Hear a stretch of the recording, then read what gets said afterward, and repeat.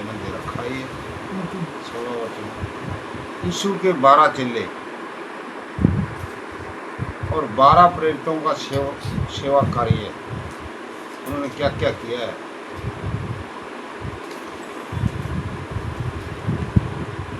उसके बाद में आने वाला संकट, किससे डरें, यीशु को स्वीकार या अविष्कार करना, अस्वीकार करना। यीशु के आगमन का परिणाम क्या होगा और प्रतिफल।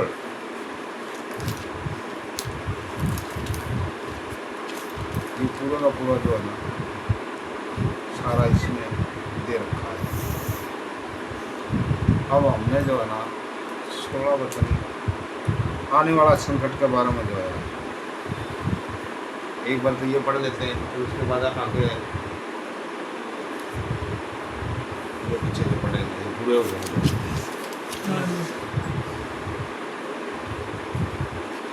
अरे भैया ये मरकुस में भी है और लुक्का में भी है।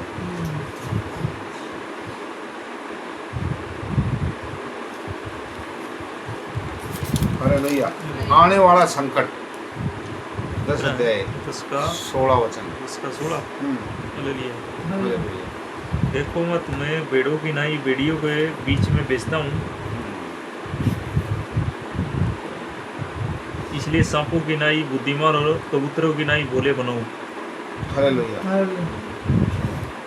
देखो मैं तुम्हें भेड़ों के समान भेड़ियों के बीच में भेजता हूँ। भेड़िया तो भेड़ को कभी छोड़ेगा नहीं, गर्दन तोड़ेगा, और उनके बीच में रहना है। तो उनके बीच में रहने के लिए जो प्रभु ने क्या क्या दिया है, आज्ञाएं दी है, उनको मानना पड़ेगा और कर्म भी करना पड़ेगा। दो चीज़ करनी पड़ेगी, कर्म भी करना पड़ेगा और जो है विश्वास भी करना पड़ेगा। दोनों चीज़ें जरूरी है। अब एक काम तो कर दिया और एक किया नहीं, इसलिए प्रभु ने कहा अंत तक धीर धरेगा, इसी का उद्धार होगा। कारण ये रहा है, प्रभु का धन्यवाद हो, कि आंधी भी आएगी, तूफान भी आएगा, बीमार भी होंगे, चोरी डाका भी पड़ेगा, सारे की सारी समस्याएं आएंगी, वो टलेंगी नहीं।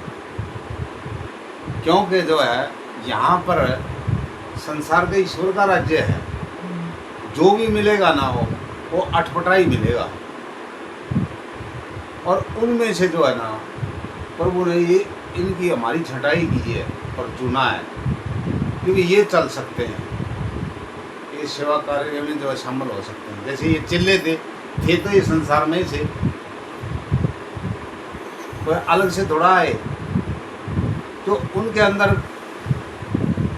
प्रभु के प्रति प्रेम था, तो वो उन्होंने प्रभु को चुन लिया।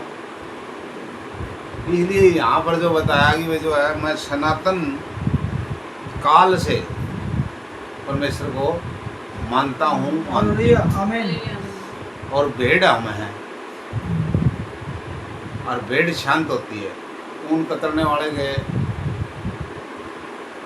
नीचे वो दबी पड़ी रहती है, ऊन कतरने वाला कतर ले जाता, कहीं बह नहीं। तो इतना सहन करना जो है प्रभु यीशु मसीह में चलने वाला आदमी को करना पड़ेगा। नहीं तो जो है वो क्या है, जो बंधन है वो टूट जाएगा। फिर जो कुछ भी हो, क्योंकि प्रभु का जो है जो दिया हुआ दृष्टांत है, दी आशीष है, उसको अनुकरण करना जरूरी है।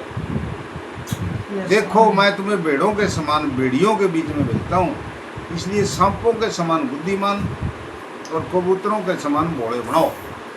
कबूतर जो है ना वो भोला होता है, तो भोला बन के जीवन व्यतीत करना पड़ेगा, और सांप की तरह चतुर रहना पड़ेगा, क्योंकि सांप जो है ना बहुत चालाक हुआ है। सांप ने तो हवा को पकाया था, सांप का रूप ही धारण करके आया था वो, क्योंकि वो स्वर्गदूत था और दूतों का सरदार था। ऊपर से उसको पटका गया था जमीन में, और यहाँ पर जहाँ जहाँ भी वो जाएगा वहाँ वहाँ जो है नुकसान करने वाला है, फायदा किसी का ना करता। क्योंकि जब प्रभु की जो है हिफाजत या प्रभु के जो हाथ ऊपर नहीं होगा तो फिर उनको किसी तरीके से मारे काटे खाए। इसलिए प्रभु ने हमारे को चुना है और आत्मिक युद्ध लड़ना है। यस आमीन तो इसी तरीके से लड़ा जाएगा। तो सांप को अगर जो कोई मारता है तो सांप भाग के ने दीवार के पास जाएगा। क्यों? अगर डंडा लगे भी ना तो उसका ना लग के दीवार पर लग जाए, वो बच जाए।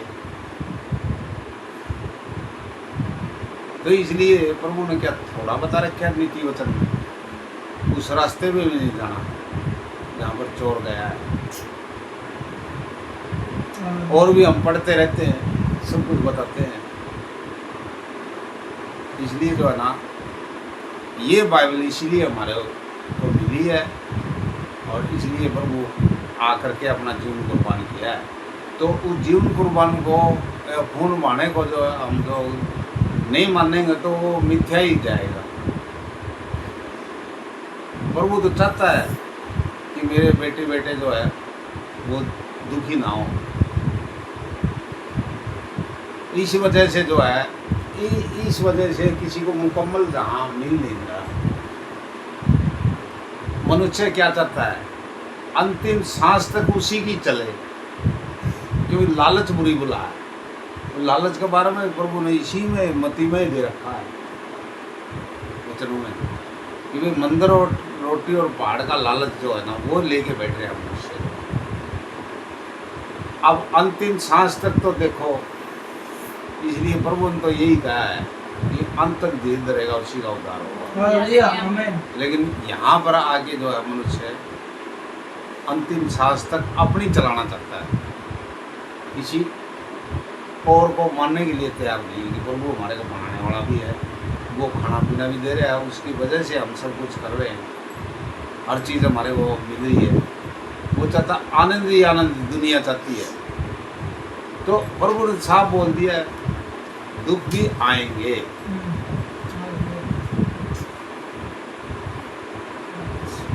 तो दुखों को जो है प्रभु ही दूर कर सकता है। हाँ आगे, परंतु लोगों से सावधान रहो, हाँ क्योंकि वे तुम्हें महासभाओं में सौंपेंगे और अपनी पंचायतों में तुम्हें कोड़े मारेंगे। हाँ कोड़े भी मारेंगे और पंचायतों में भी सौंपेंगे। क्यों? अपने स्वार्थ के लिए। इन्होंने किया है क्या? प्रभु यीशु मसीह सब कुछ कर रहे थे, भला है भला, लेकिन तो देखो क्या किया, अपने स्वार्थ के लिए, अपने लालच के लिए। यहाँ तक कि लास्ट में तो उसको बेचारे को 30 सिक्कों में बेच ही दिया और आखिर इकट्ठे हो गए उसको क्रूस पे चढ़ा ही दिया। कमी क्या थोड़ी। इसलिए प्रभु यीशु मसीह के सिवा और किसी को मुकम्मल जहाँ मिल नहीं सकता, क्योंकि यहाँ पर सारा ये जो है बुद्धि का पता चल गया कि कितनी बुद्धि किसमें है। अगर बुद्धि होती, अगर अंदर की भावना होती, प्रेम होता, तो उसी टाइम पर वो पहचान लेते। जहाँ पर जो है इनका बस की बात नहीं है, लेकिन दुष्ट आत्मा दे कितनी जल्दी भागी।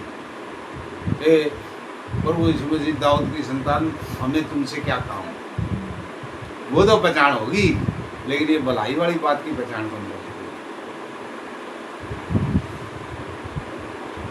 इसलिए प्रभु ने एक ही वचन में साफ कर दिया कि संसार की रीतियाँ निकलनी है।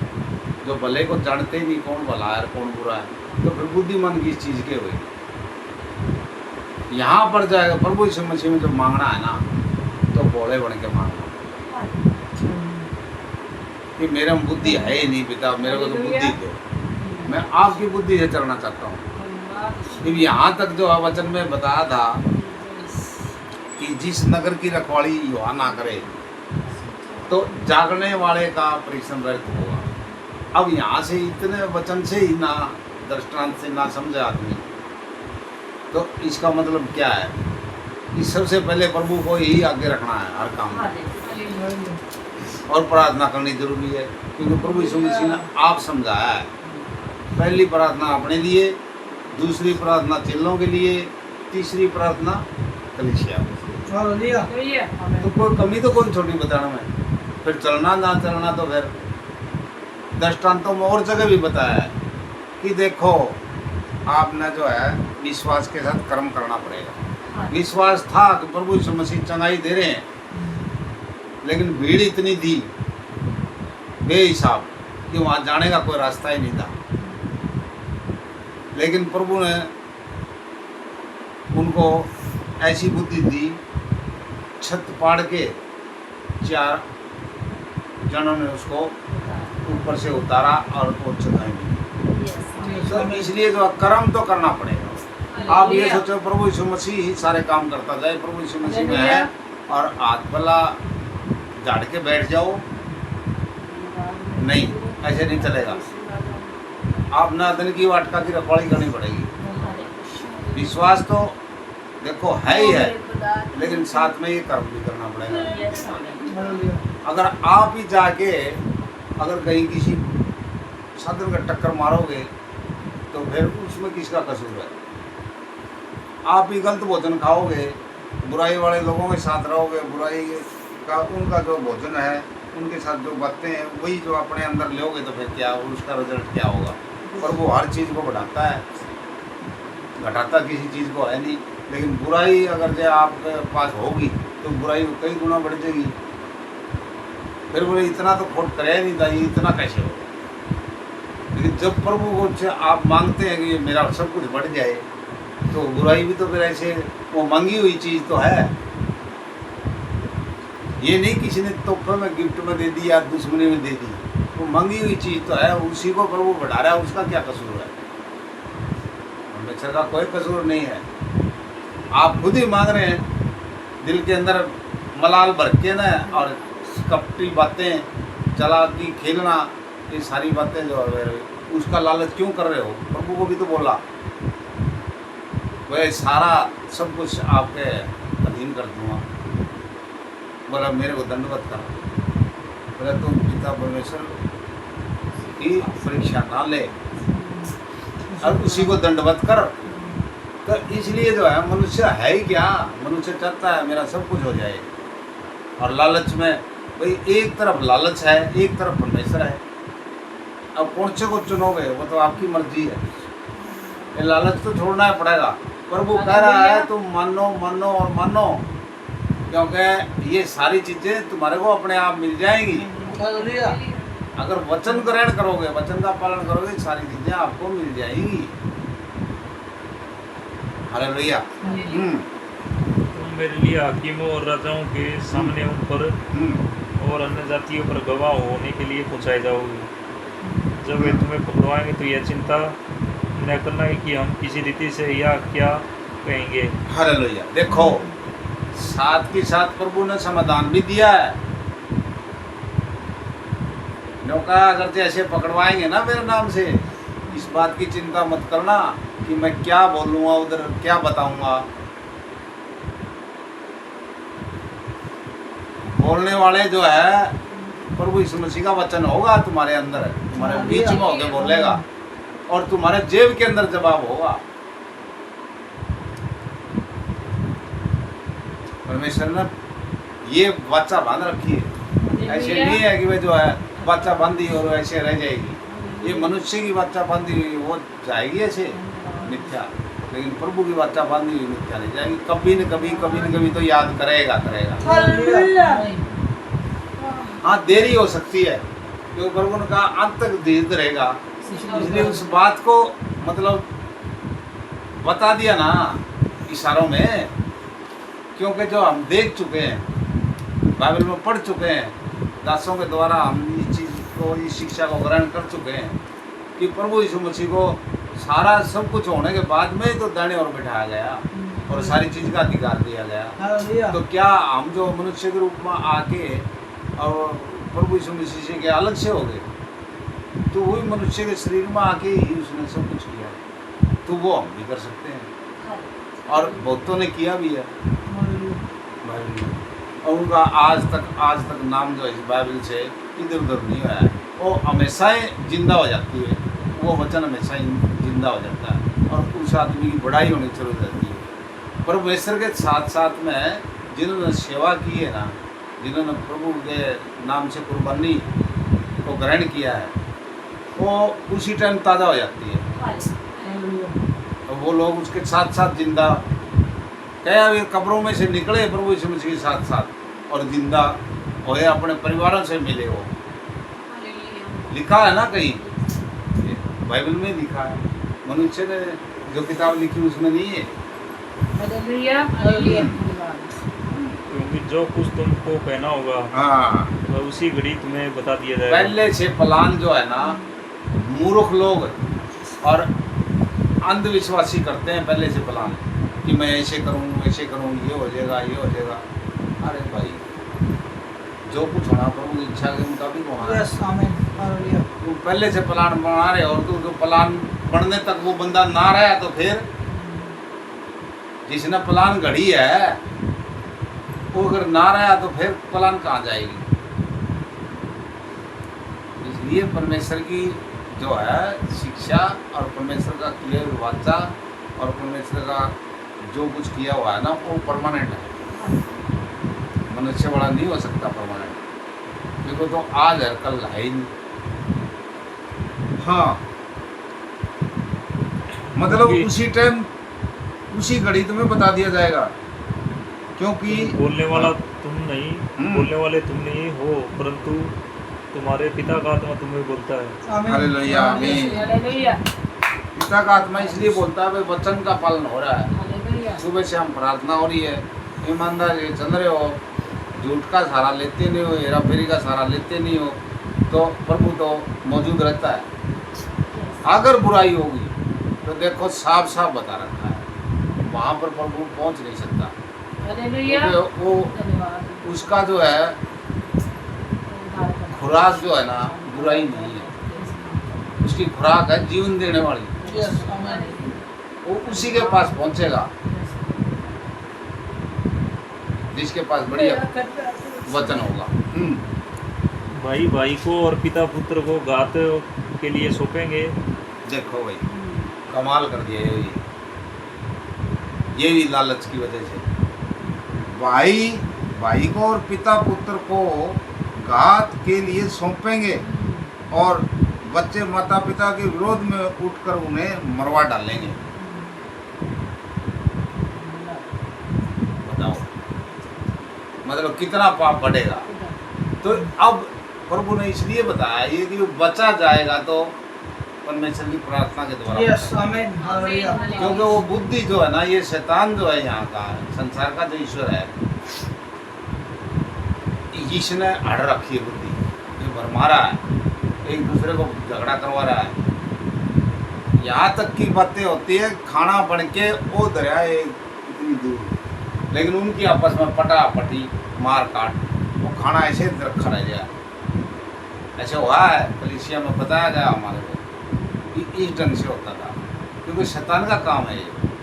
शैतान जो है एक दूसरे को मिलने नहीं देगा, भिड़ंत बना के रखेगा, खाने में भी कटौती, कमाई में भी कटौती, दूसरे का अधीन बना देगा शैतान। तो वचन तो देखो, क्योंकि जो है क्या हुआ कि हमने वचनों में पढ़ा है कि नबूकदनेस्सर राजा ने दानियल से कहा,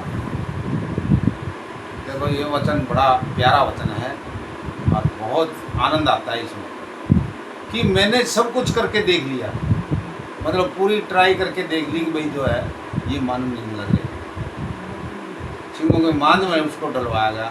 अभी तो वही परमेश्वर तुझे बचाए जिसकी आप रात दिन आराधना करते हो। Yes, देखो amen. इतना बड़ा राजा होते हुए उसने परमेश्वर के फेरों में बोला, Yes.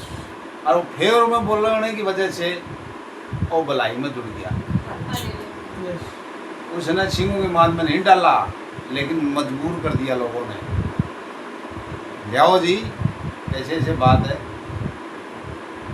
इकट्ठा हो गए, सर्टिफिकेट बनाओ, एफिडेविट, और उनको मोहर लगाओ, और पत्थर रख के ऊपर सिंहों की मांद गए और मोहर लगा दो, ताकि शील ना तोड़ सके कोई, ये निकल ना सके। लेकिन फिर भी निकल गया। Hallelujah. Amen. कर लो, क्या करेगा कोई, क्योंकि परमेश्वर का वचन था, Hallelujah. तब वो निकला। तो इसलिए आज भी हम प्रभु के ऊपर इतना घमंड होना चाहिए कि परमेश्वर क्या हमारे को नहीं बताएगा। चलते जाओ, अंत तक धीरे धरेगा, उसी का उद्धार होगा। बहुत कठिनाइयाँ आएंगी, बहुत समस्या आएंगी, प्रभु यीशु मसीह के ऊपर समस्या आने में तो कोई कमी नहीं थी। वो सिर्फ एक, और सारी दुनिया एक तरफ, फिर भी उसको उसकी जीत होगी, और संसार हार गया। बाद में तो संसार को बहुत पछतावा आया है कि ये किया तो हमने क्या किया, और हमारे से क्यों हो गया, जो कि हमें करना नहीं चाहिए था। और भी लोग जो है वो जो सिपाही वगैरह जो वहाँ पर थे, तो सचमुच में परमेश्वर का पुत्र थे। Hallelujah. पछताने से बने क्या फिर। इसलिए मनुष्य अपने जीवन में जो काम करता है ना, वो इस तरीके का काम करे कि बाद में पछताना ना पड़े। इसलिए प्रभु ने भी वचनों में कहा है, मैं मनुष्य की दुष्टता जब बढ़ गई थी ना, इसलिए वो मैं मनुष्य को बढ़ाने से पछताता हूँ। Yes. तो अपना ऐसा काम करो, प्रभु तो प्रभु है, वो थोड़ा पछताए, लेकिन ये शिक्षा जो है हम लोगों के लिए है कि प्रभु ने दृष्टांतों में बता दिया कि आपा जो काम करा उस काम से पछताए ना बाद में, बल्कि आनंदित तो हों। Yes. कि प्रभु ने Hallelujah. ऐसा काम किया, क्रूस पर चढ़ के और सब कुछ करके पिता की आज्ञा के अनुसार चल के, और आप मार खा ली, कोड़े भी खा ले, और तरह तरह की यातनाएं झेल ली। किसी ने भरमाने वाला कहा, किसी ने कुछ कहा, किसी ने उल्ट बकिया, गालियाँ भी बकी हैं, लेकिन उसने वो सारी चीज़ें सहन कर ली, और फिर उसके बाद में उन्हें फल मिल गया। इसलिए मनुष्य को भी इसी तरीके से फल मिलना प्रभु की ओर से तो पक्का है। Hallelujah. ना ही प्रभु ने कहा, ना ही तो सड़ने देगा और ना ही मरने देगा, Hallelujah. क्योंकि उसके पीछे चलने का अर्थ है। हालेलुया। हाँ, इसको गलत। मेरे नाम के कारण सब हाँ। लोग तुमसे बैर करेंगे। हाँ, देख लो, मच्छी का नाम लेते हैं आग पड़ता है, न्यू को नहीं पता बनाने वाला यही है ना। वही धर्म परिवर्तन कर लिया धर्म, तो ये तो धर्म ही नहीं है। प्रभु ने क्या किया आज ही बताया गया दास के द्वारा, ये कि मतलब है मेरा धर्म क्या है, धार्मिकता है, ना हिंदू ना मुस्लिम ना सिख ना ईसाई, कुछ भी नहीं। ये तो संसार के लोगों ने बना रखा है। प्रभु ने कहा मंदिर ईंटों में परमेश्वर थोड़ा बैठा है, प्रभु तो अंदर बैठा है। हमारा शरीर प्रभु का मंदिर है। दुनिया ईंट लगा लगा के और बोला मंदिर बना दिया, इतना खर्चा कर दिया, तो उसमें कोई परमेश्वर तो बैठा हो तो बताओ। Hallelujah. अरे भैया, पर जो अंत तक धीरे धरेगा उसी का उद्धार होगा। देखा आ गया ना वचन। जब वे तुम्हें एक नगर में सताए तो दूसरे को भाग जाना। हाँ, एक नगर में तुम्हें सताए तो दूसरे में भाग जाना। इसका कारण ये है कि देखो उस समय जब वो उसका पता करने के लिए ज्योतिषियों को भेजा था ना, और उन्होंने उसको चेता दिया कि वापिस मुड़ के उस राजा के पास मत जाना, नहीं तो वो तुम्हारे को मरवाएंगे। देखो प्रभु ने वचन मानने वाले का इतनी मदद करता है। Hallelujah. वो दूसरे रास्ते से होके दूसरी जगह चले गए, लेकिन उनको ढूंढते रहे। वो जब कुछ उनका काबू नहीं आया तो उन्होंने फिर 2-2 साल के बच्चे मरवाने जरूर दिए। जो पैदा हुए बच्चे उसे न मरवा दें। लेकिन प्रभु यीशु मसीह तो रातों रात जो है प्रभु परमेश्वर की आज्ञा के अनुसार जो रातों रात लेगी गौशाला में चरनी में पैदा हो गया। हालेलुया। तो एक जगह से दूसरी जगह गए थे और फिर वहां से भी दूसरी जगह चले गए। प्रभु यीशु मसीह पैदा कहाँ हुए?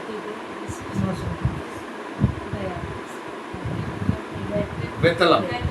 हाँ, और जीवन कहाँ बिता और क्रूस पे कहाँ चढ़े? हालेलुया।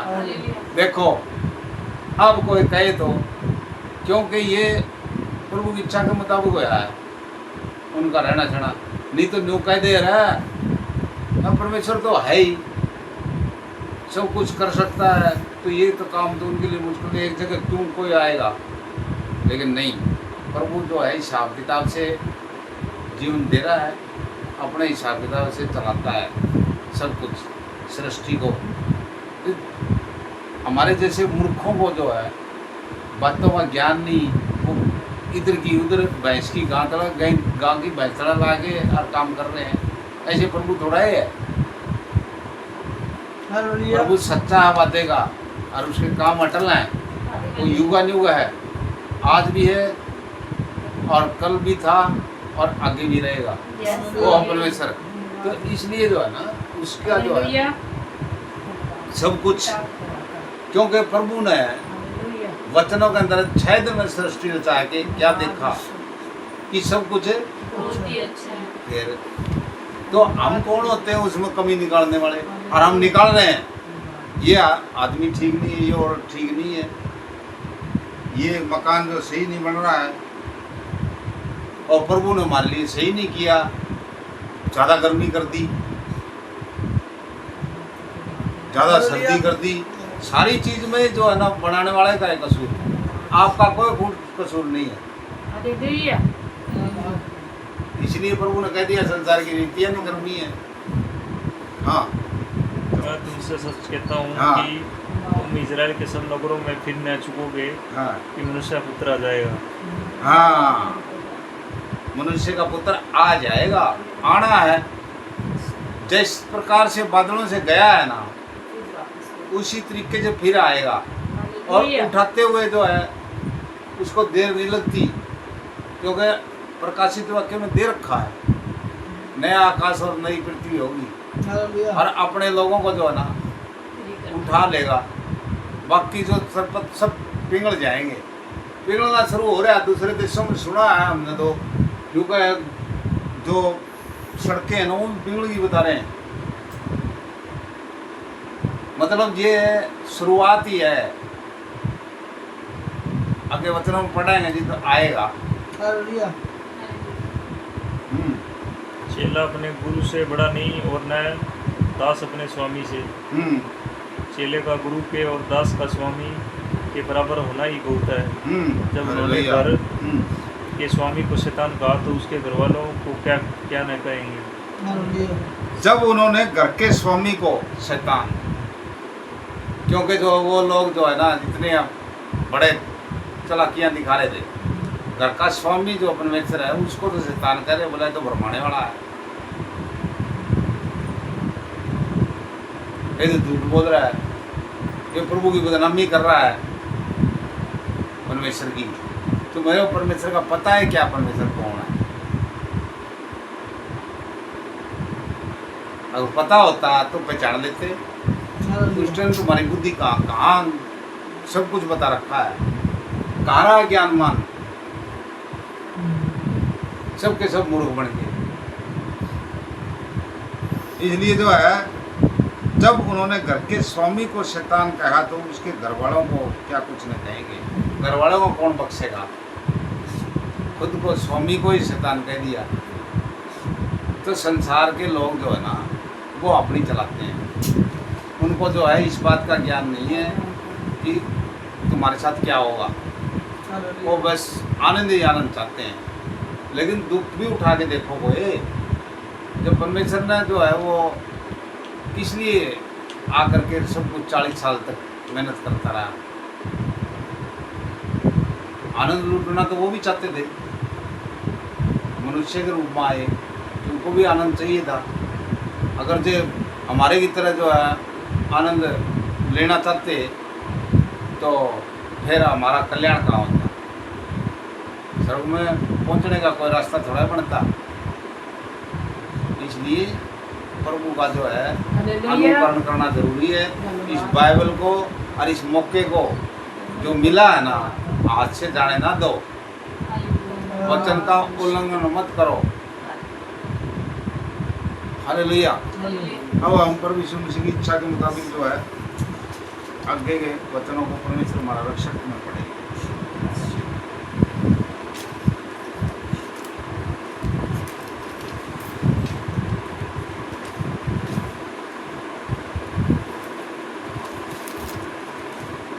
परमेश्वर मेरा रखवाला, हालेलुया।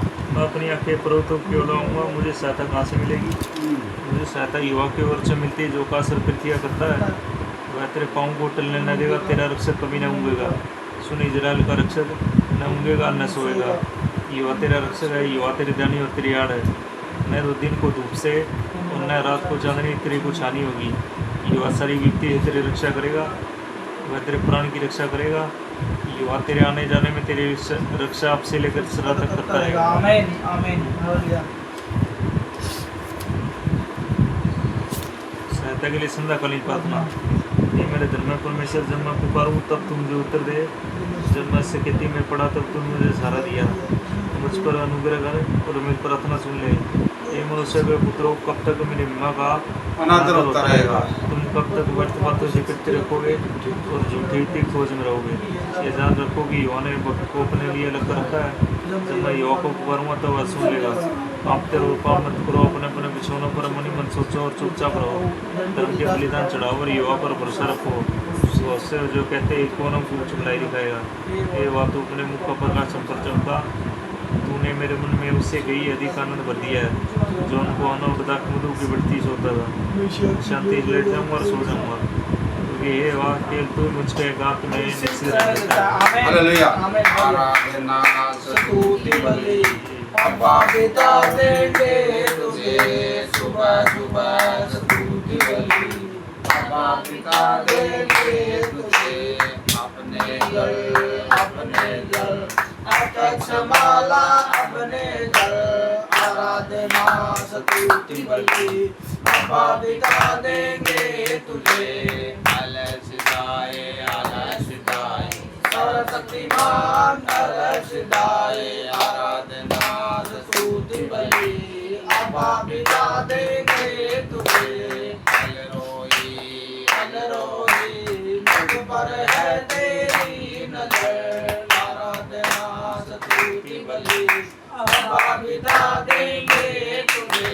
यहोवा हीरे प्रति करता है, यहोवा हीरे प्रति करता है, आराधना स्तुति बलि अब्बा पिता देंगे तुझे, अब्बा पिता देंगे तुझे। हालेलुया। गुनहगारों को देने सहारा, आया चरनी में तारा,